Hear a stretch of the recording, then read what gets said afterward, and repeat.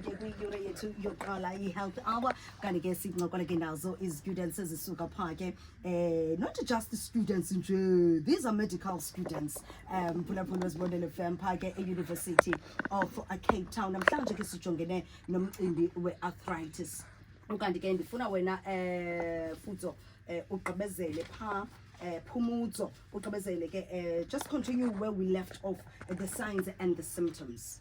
Okay, so the next one that I was going to speak about was swelling of the joints, which in Xhosa they say Ukudumba, yes. My jointing. So it's more like just swelling there just around the joint that is affected, and also we also have like just skin discoloration.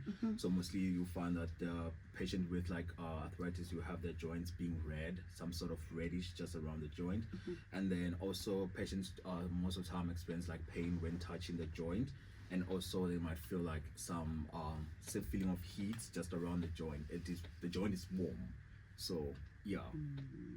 So yeah, those are like some of the symptoms and signs and symptoms that patients can experience when they have arthritis. All right, I think we do have comments and questions, voice notes on 07655159115.